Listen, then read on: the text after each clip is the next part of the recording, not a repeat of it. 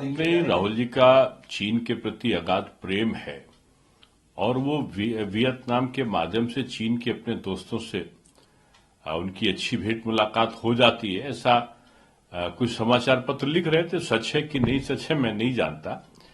और दूसरा कारण ये भी हो सकता है कि वो कभी होली मनाते हुए दिखाई नहीं पड़े हैं, तो जब होली ऐसा पर्व आता है तो कहीं ना कहीं वो विदेश में चले जाते हैं। अब ये अलग बात है कि भारत में उनका मन केवल चुनाव में लगता है। कलावती के घर खाना खाने के लिए वो चुनाव में जाते हैं, उसके बाद कलावती के वहां क्या हो रहा है, कहीं और क्या हो रहा है, इससे उनका कोई तात्पर्य नहीं होता।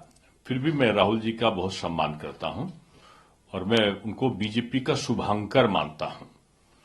और ये मैं तो कहूंगा कि लिम्का बुक ऑफ रिकॉर्ड वाले लोग उनको एक सर्टिफिकेट जरूर दें।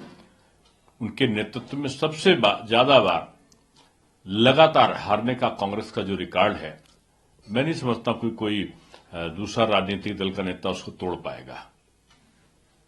इसके साथ ही सर क्या आरक्षण देने की बात कही। अब कांग्रेस देखिए, बीजेपी हमेशा किसी धर्म के आधार पर नहीं, जाति के आधार पर नहीं, सबका साथ सबका विकास, सबके लिए प्रयास और सबका विश्वास के आधार पर काम करती है।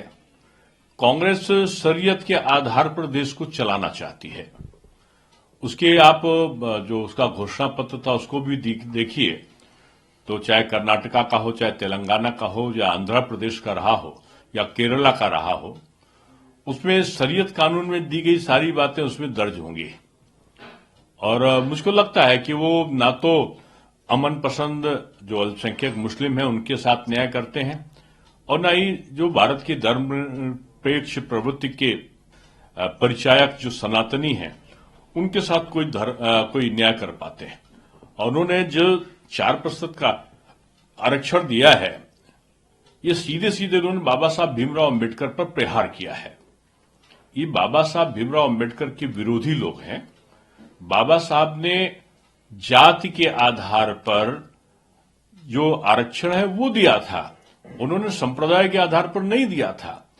और अभी संविधान का संशोधन नहीं हुआ है, आप दे कैसे सकते हैं?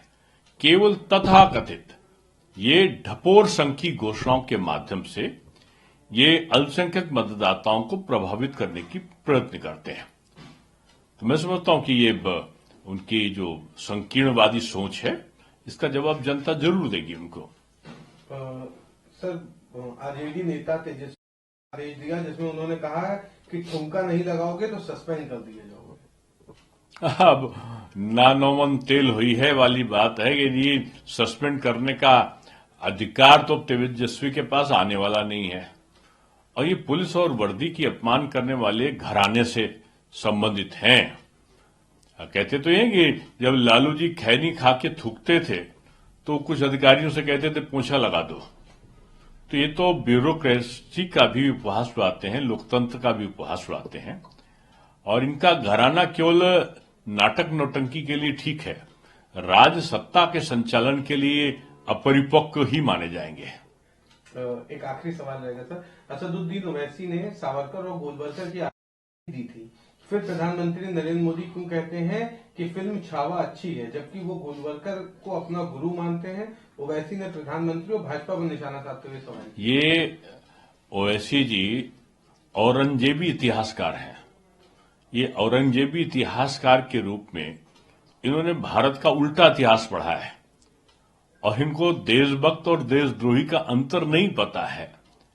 चाहे वीर सावरकर हों, चाहे पूज्य गुरु गोलवालकर जी हों, वो वीर शिवा उनके आदर्श थे, वीर संभाजी उनके आदर्श रहे हैं। कि एक जगह पे नहीं, हजारों जगह पर इसके प्रमाण हैं। अब उनका औरंगजेबी इतिहासकार मन का जो जिन्न है वो कहां से निकला है और कहां से वो नई कथा लाए हैं, मुझको लगता है उनकी लादेनी जो सोच है उसमें जो विदेशों का जो उनके तथाकथित हितचिंतक लोग हैं उनका इतिहास भरा हुआ है।